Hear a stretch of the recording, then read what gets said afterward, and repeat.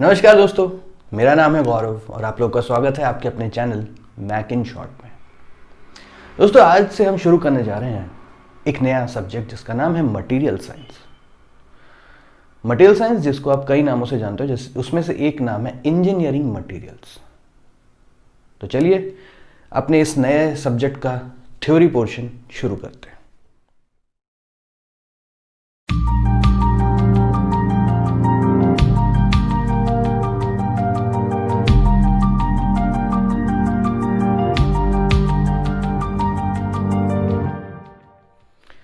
सबसे पहले मैं समझाने की कोशिश करता हूं कि मटेरियल साइंस क्या है।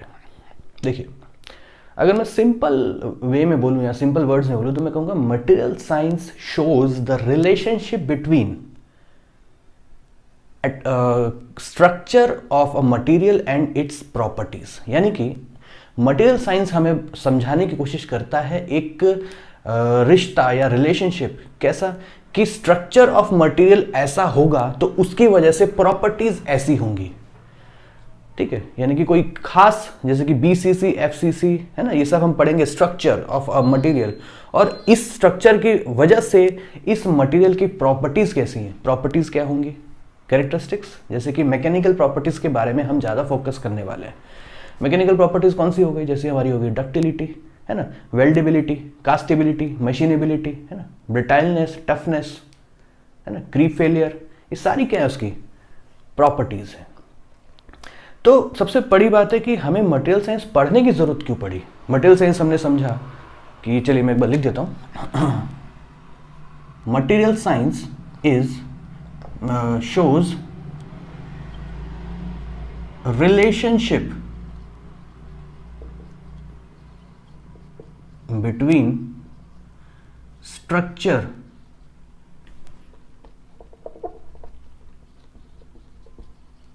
and properties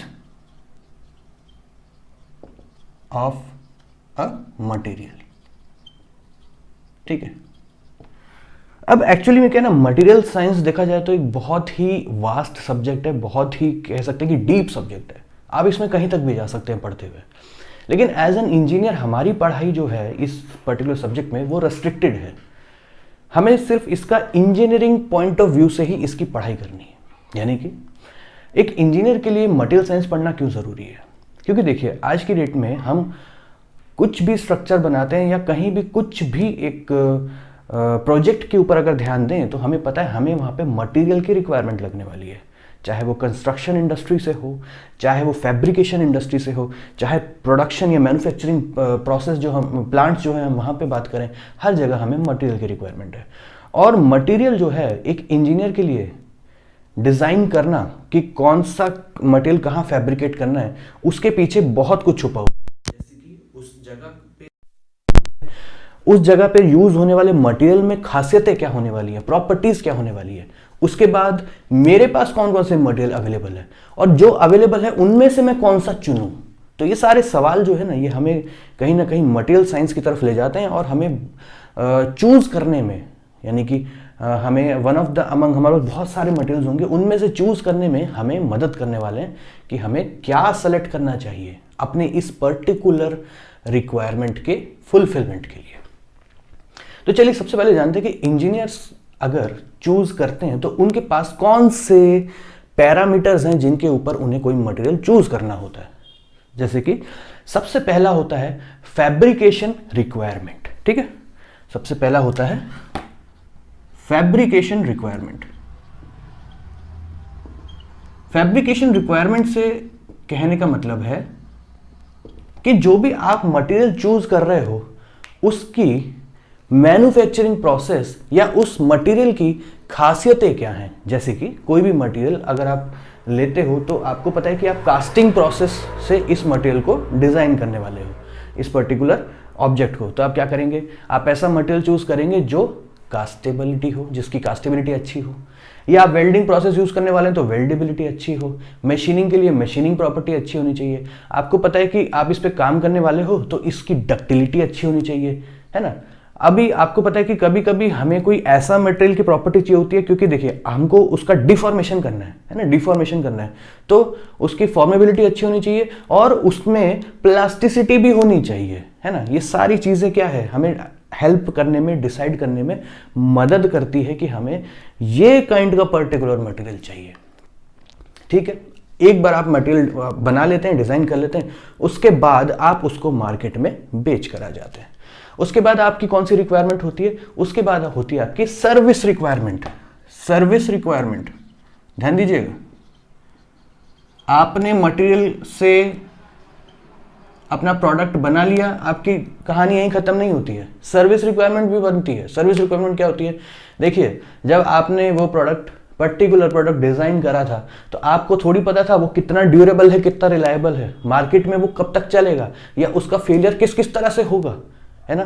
तो सर्विस रिक्वायरमेंट में क्या आएगा कि भाई उसकी वियरिंग होगी, वियर एंड टियर होगा उसका, क्या उसको कोरोजन लगेगा या नहीं लगेगा, है ना, वो कितने टाइम तक चलेगा, अगर फेल हुआ तो किन कंडीशन में हुआ, कैसे हुआ, ये सब आपको कहाँ से पता चलेगा, सर्विस रिक्वायरमेंट। तो ये भी बहुत इंपॉर्टेंट है अगर हमें मटेरियल सेलेक्ट करना है। ऐसा तो नहीं है कि मैंने बना दिया, अभी तो बहुत अच्छा लग रहा है, जैसे ही मार्केट में बेचा, कस्टमर 2 दिन चलाया वो मटेरियल और फेल हो गया, तो इससे भी तो मेरी रेपुटेशन पे धब्बा लगेगा, तो फिर क्या फायदा ऐसा मटेरियल यूज करने का।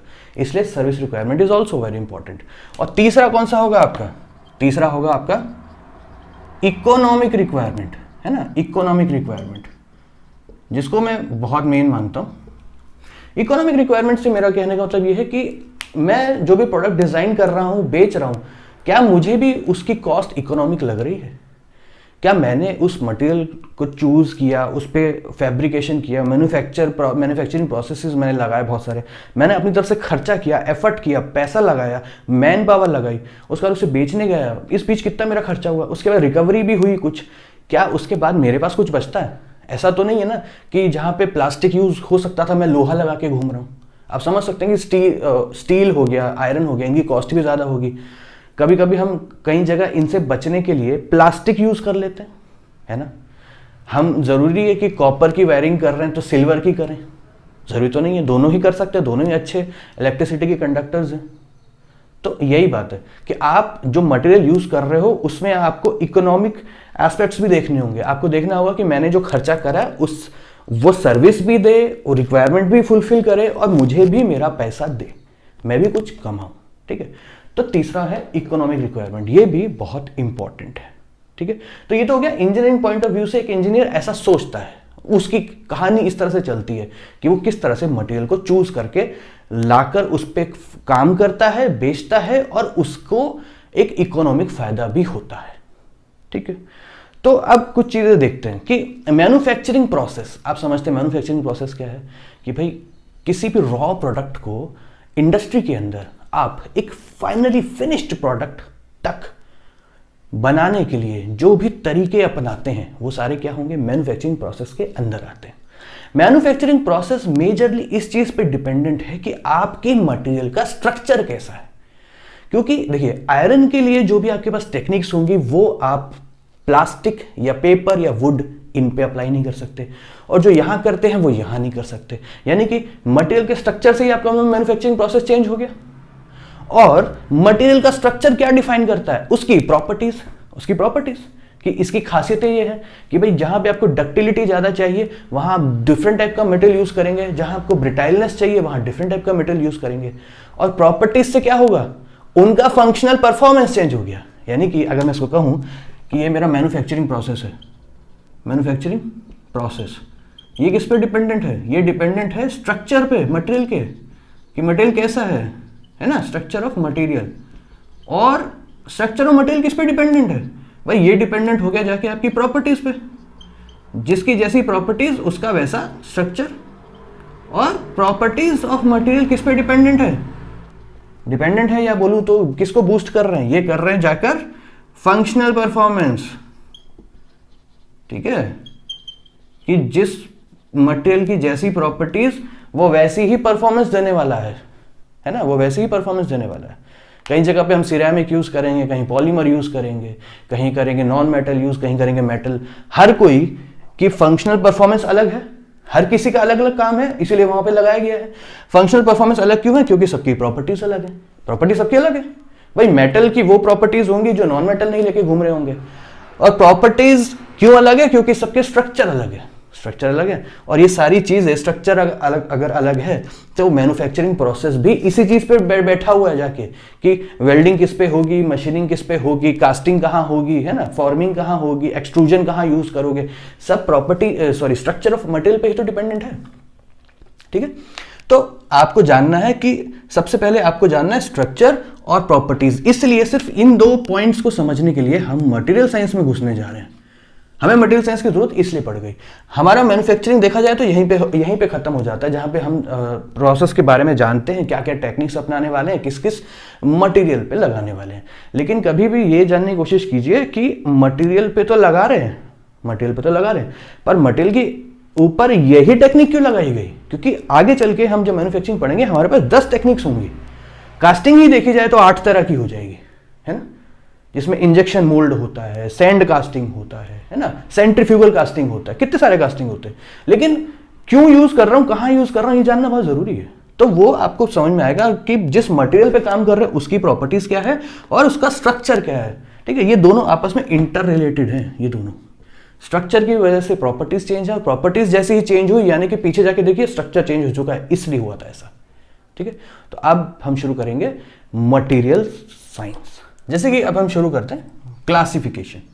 तो मेरे पास है मटेरियल।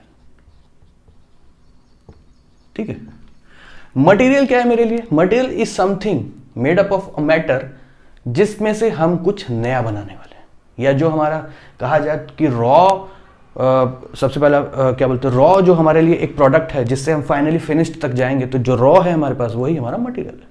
ठीक है, मटेरियल कितनी तरह का हो सकता है? सबसे पहले हम जानते हैं मटेरियल मेटल्स भी होता है। मेटल्स क्या है? सबसे पहले समझते हैं मेटल्स क्या है। Metals is one which has free electrons. ठीक है, मेटल्स जो हैं एक ऐसे मटेरियल्स हैं नेचर में जिनके पास फ्री इलेक्ट्रॉन्स पाए जाते हैं। ठीक है, फ्री इलेक्ट्रॉन्स पाए जाते हैं। अब इनकी कुछ प्रॉपर्टीज देखते हैं कि क्या ऐसी प्रॉपर्टीज है इनकी जिसकी वजह से ये मेटल की कैटेगरी में पहुंच गए। तो चलिए जानते हैं कि मेटल्स की कौन सी प्रॉपर्टीज है जिसकी वजह से कोई भी मटेरियल को मैं मेटल की श्रेणी में यानी कैटेगरी में रखने वाला हूं। ठीक है, सबसे पहली प्रॉपर्टी है लस्टर। ठीक है, लस्टर, अगर आप इनके ऊपर लाइट रे इंसिडेंट करते हैं मेटल्स के ऊपर तो आपको दिखेगा कि कुछ चमक दिखेगी आपको। ठीक है, चमक दिखने वाली है। तो ऐसा काम सिर्फ मेटल्स में ही पाया जाएगा, किसी और में नहीं पाया जाएगा। ठीक है, दूसरी है हार्डनेस। हमेशा हमको मेटल्स जो हैं वो उनका जो सरफेस है वो हार्ड दिखता है। ठीक है, कई जगह पे हम ऐसा करते हैं कि मेटल्स को यूज करते हैं फॉर द कटिंग ऑफ दूसरे मेटल्स, नॉन मेटल्स या जो भी मटेरियल्स है। यानी कि हम मशीनिंग में अगर देखा जाए तो जो हमारा टूल रहता है वो मेटल का ही रहता है क्योंकि वो होता है हार्ड। फिर आता है लो स्पेसिफिक हीट। ठीक है, इनकी जो स्पेसिफिक हीट है वो हमेशा लो पाई जाती है। ठीक है, यानी कि थोड़ा बहुत हीट करने पर ही ये इनके अंदर टेम्परेचर में चेंज आ जाता है। Strength, material has a good strength. Her metal की एक अच्छी स्ट्रेंथ देखी गई है, जनरली तो देखी गई है कि आप अगर इस पर एक्सटर्नल फोर्सेस लगाते हैं तो ये रेजिस्ट करता है उसको। ठीक है, स्ट्रेंथ। इसके बाद आता है प्लास्टिक डिफॉर्मेबिलिटी।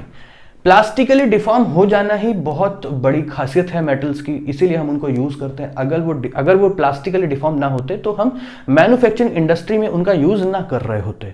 हमें डिफरेंट रॉ प्रोडक्ट्स बनाने होते हैं, डिफरेंट शेप्स के, डिफरेंट साइजेस के हमें जो प्रोडक्ट बनाने होते हैं वो पॉसिबल वहां तक पहुंचना तभी है अगर मटेरियल प्लास्टिकली डिफॉर्म हो सकता है। अगला ऑप्शन है गुड थर्मल इलेक्ट्रिकल कंडक्टिविटी। जो मेटल्स हैं उनको हम यूज करते हैं थर्मल और गुड कंडक्टिविटी की वजह से। कहाँ भाई, जैसे कि हम अपना खाने पीने का जो किचन है, किचन में मोस्टली जो हमारे यूटेंसिल्स हैं वो आपको मेटल्स के ही मिलेंगे, तो क्योंकि मेटल्स की कंडक्टिविटी अच्छी है। उसके बाद जो हम घरों में वायरिंग करते हैं वो भी मेटल्स की ही मिलेगी, कॉपर वगैरह की, क्योंकि उसका conductivity, they are good conductor of electricity. ठीक है, रिलेटिवली हाई मेल्टिंग पॉइंट। इनका हाई मेल्टिंग पॉइंट होने के कारण ही हम इन्हें हीट एप्लीकेशंस में यूज करते हैं। अगर मैं किचन में कोई मेटल का बर्तन यूज कर रहा हूं क्योंकि उसका मेल्टिंग पॉइंट उस मेटल का अच्छा खासा है, इसलिए मैं उसको यूज कर रहा हूं, मुझे पता है वो नहीं पिघलेगा, वो हमेशा वैसे ही रहेगा, ठीक है। उसके बाद आता है डक्टिलिटी, मैलेबिलिटी। डक्टिलिटी मतलब हो गया कि the property by virtue of which a material can be drawn into wires, यानी कि अगर मैं इसको इलोंगेट करूंगा तो ये होगा, और ये एक अच्छी प्रॉपर्टी है इसकी, ठीक है। Malleability is the property by virtue of which it can be made into sheets, thin sheets. अगर मटेरियल की शीट्स बन सकती हैं, ये भी उसकी एक खासियत है, कैरेक्टरिस्टिक है, प्रॉपर्टी है। ओपेकिटी से मतलब यह है कि अगर आप उसके ऊपर लाइट रे इंसिडेंट करते हो तो वो लाइट रे उसके अंदर से पास नहीं होगी, ठीक है। मेटल्स के साथ ऐसा ही है, मेटल्स में से लाइट पास कभी होती नहीं है। स्टिफनेस भी होती है मेटल्स के पास, अगर आप उसको डिफॉर्म करने की कोशिश करो तो वो उसका रेजिस्टेंस करता है। Rigidity, metals are known to be rigid, क्योंकि उनमें जो एटॉमिक स्ट्रक्चर जो होता है वो उनके जो एटम्स होते हैं वो इतनी क्लोजली पैक्ड होते हैं कि वो अपनी मेन पोजीशन पे ही वाइब्रेट होते रहते हैं, जिसकी वजह से उनका जो ओवरऑल स्ट्रक्चर है एट रूम टेम्परेचर या नॉर्मल कंडीशन में हमेशा आपको एक रिजिड फॉर्म में ही मिलेगा। उसके बाद आता है फॉर्मेबिलिटी। देखिए, फॉर्मेबिलिटी एक ऐसी प्रॉपर्टी है जिसकी वजह से कोई भी मटेरियल फॉर्मेबल है, यानी उसके ऊपर फॉर्जिंग टेक्निक्स का यूज किया जाए तो हमारा काम बन सकता है, यानी कि वो अपने को हमको अलाउ करता है कि हाँ, मुझे बाय द एक्शन या इंपैक्ट आप किसी भी फॉर्म में ला सकते हैं।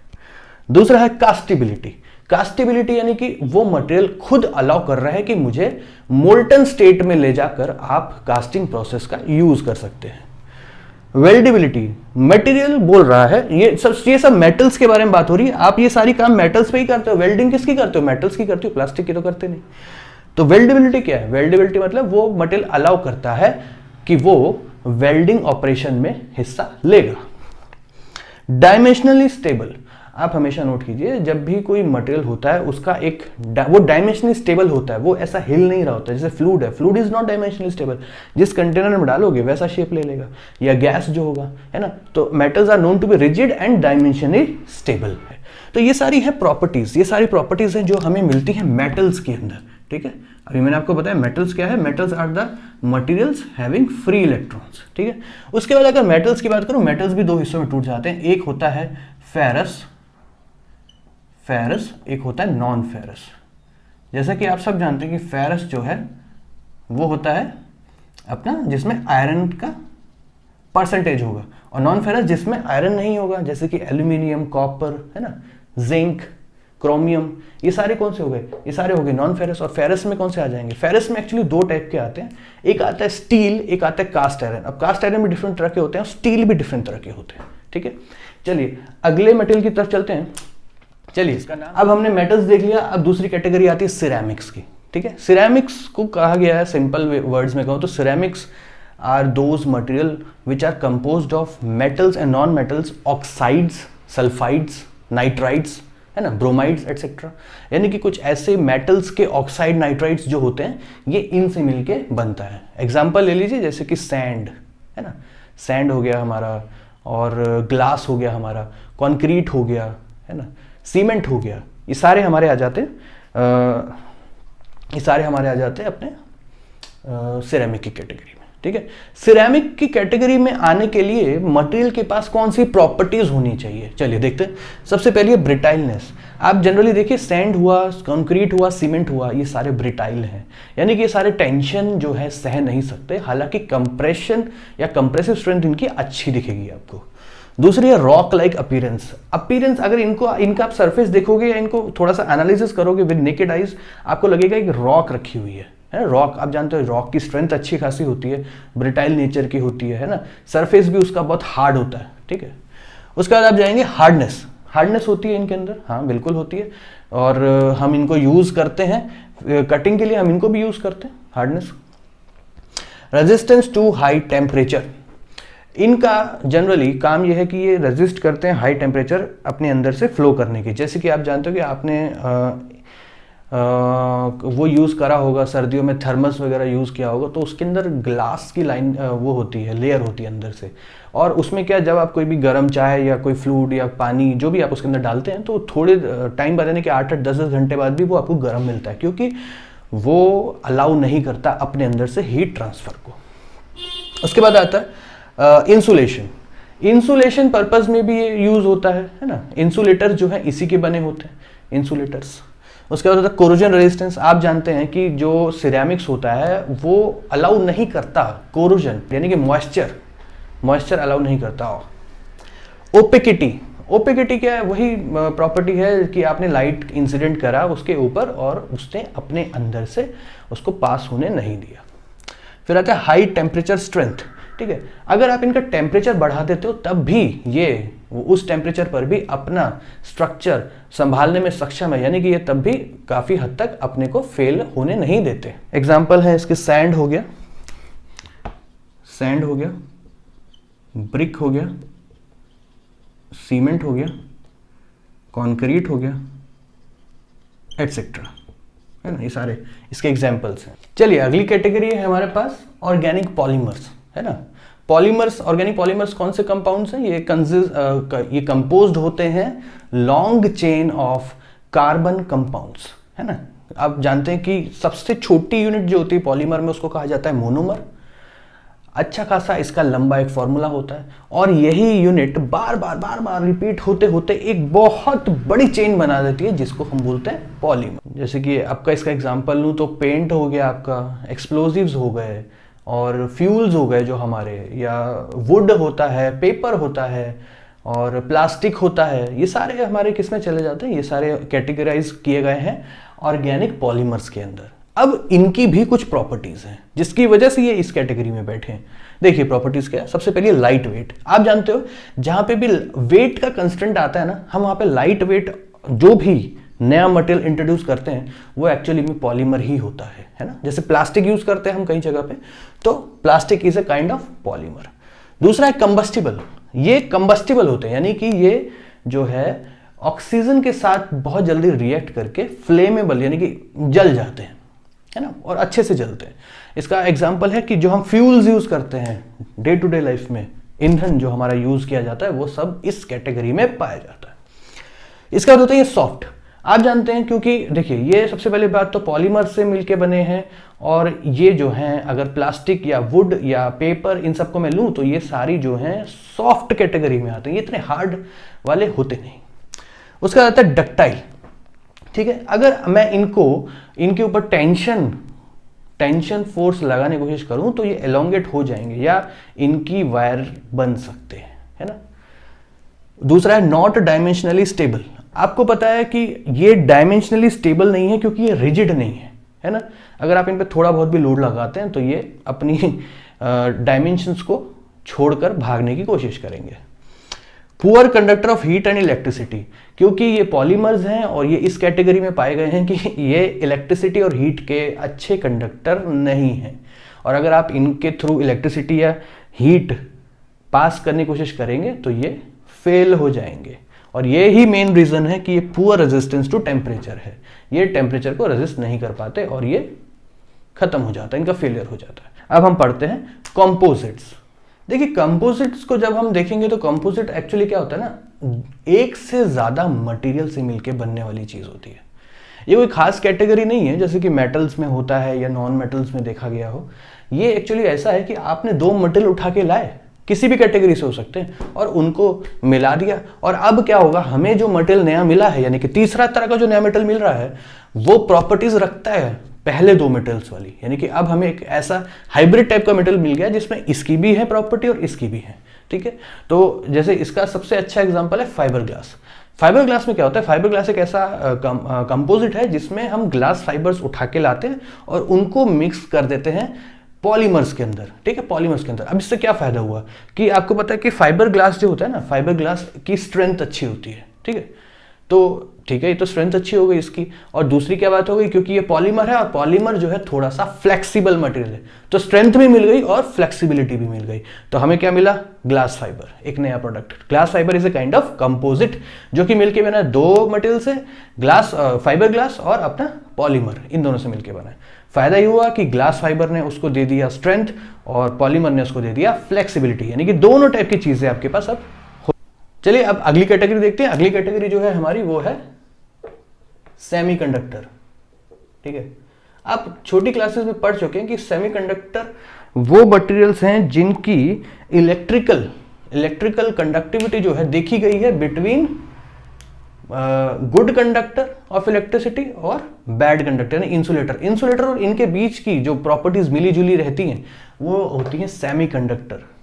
तो ऐसा कोई मटेरियल जो आप देखेंगे कि एक इंटरमीडिएट प्रॉपर्टी लेके चल रहा है एक अच्छे कंडक्टर ऑफ इलेक्ट्रिसिटी और एक इंसुलेटर के बीच में, उसको हम कहते हैं सेमीकंडक्टर। सेमीकंडक्टर कैसे डिजाइन किया गया, ये इंप्योरिटीज डाली गई है ना। इंप्योरिटीज आप जितनी ज्यादा डालेंगे उसी तरह से उसका जो है देखा जाएगा कि उसकी इलेक्ट्रिकल कंडक्टिविटी घटती बढ़ती है। ठीक है, ये थोड़ा सा देखा जाए तो इलेक्ट्रॉनिक्स वाले जो हैं अपना जो फैब्रिकेशन करते हैं तो सेमीकंडक्टर वहां पे यूज किया जाता है। ठीक है, तो ये थी हमारे पास 5 कैटेगरीज ऑफ मटेरियल्स जिसमें मैंने क्लासिफाई किया मटेरियल को। और मैंने क्लासिफाई कैसे करा है, मैंने उनकी प्रॉपर्टीज को ध्यान में रखते हुए उनको एक एक कैटेगरी में रखा। तो दोस्तों अगला जो हमारा सेशन रहेगा अब वो रहेगा प्रॉपर्टीज के ऊपर। हम एक एक प्रॉपर्टी को स्पेसिफिकली पढ़ेंगे और समझेंगे कि कौन सी प्रॉपर्टी की वजह से क्या क्या चेंजेस आ सकते हैं या ऐसी प्रॉपर्टीज की वजह से हम इसको यूज कहाँ कर सकते हैं। ठीक है, ये था आज का लेक्चर जो था सिर्फ बेसिक कॉन्सेप्ट्स के ऊपर। आज का लेक्चर आपको कैसा लगा मुझे ज़रूर बताइए, अपना फीडबैक दीजिए कमेंट वाया कमेंट सेक्शन। और अगर आपको सेशन अच्छा लग रहा है तो लाइक शेयर एंड सब्सक्राइब ज़रूर कीजिए। तब तक के लिए धन्यवाद।